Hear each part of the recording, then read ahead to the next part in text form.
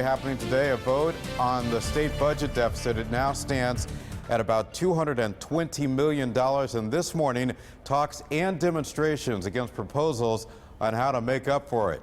News 8's Ken Pierce live in Hartford this morning to explain how people will be expressing their frustration. Good morning, Ken.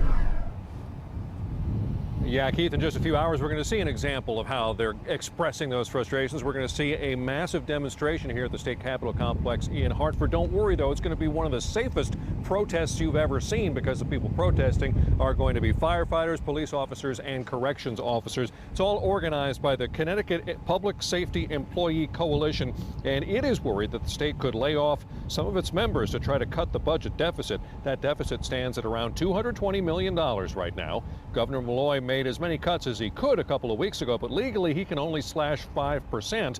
The General Assembly has to do the rest, and with the governor saying no new taxes, in order to cut the deficit, they have to reduce spending.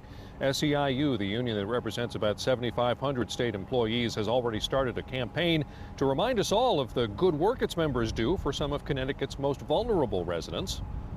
I don't know that I have the answers, but I feel like the cuts shouldn't be to the young adults transitioning out of schools and to people in group homes that have no voice of their own.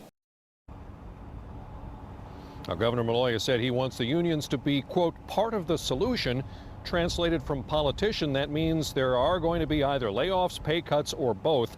Employees warn that layoffs might not help the deficit as much as you'd think because the average state employee has accrued more than 4 weeks of vacation time. If they get laid off, they have to be paid for that time to the tune of around $6,000 per employee.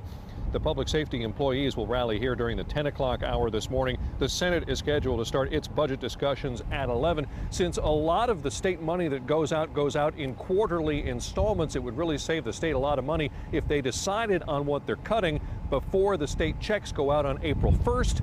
And that's coming up this Friday. Live at the State Capitol Complex in Hartford, I'm Ken Pierce. Back to you.